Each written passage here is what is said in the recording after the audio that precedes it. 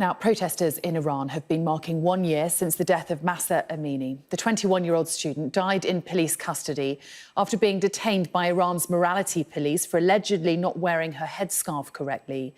These are some of the latest pictures from demonstrations around the country.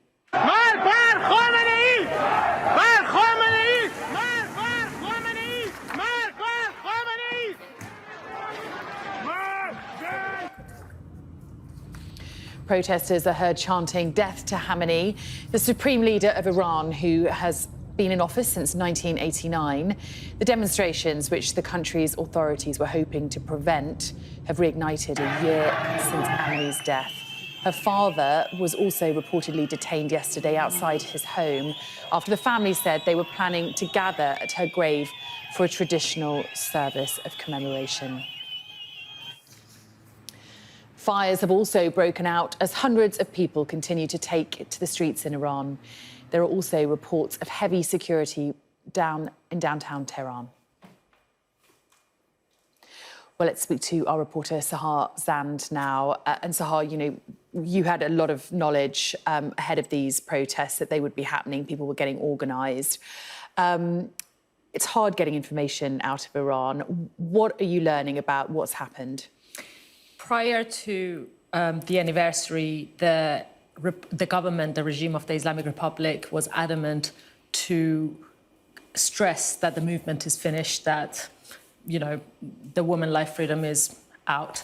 But the heavy presence of security in the lead up to the anniversary completely contradicts that. And we can see that people have come out chanting the same slogans that they did last year throughout the months-long protests.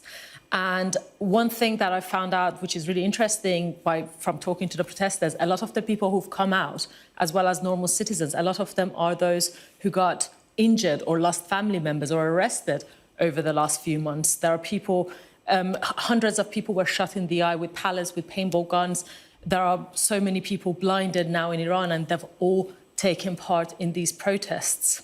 Another development is that a lot of the people in any way involved in these protests, or at least encouraging them in any way, often through social media, have been arrested. That includes a lot of celebrities, such as actors, artists, activists. And the arrests extend way beyond that.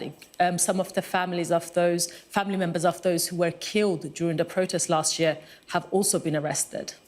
And it's interesting, isn't it, that despite the hundreds of deaths that we saw last year and the thousands of people detained, it's simply not quelling this civil disobedience. People are still taking to the streets despite the increased security, despite the penalties. Why is that? It's because what people came out to fight for in the first place hasn't changed. If anything, the regime has proven to the protesters, as I'm being told by them, that things are only going to get worse.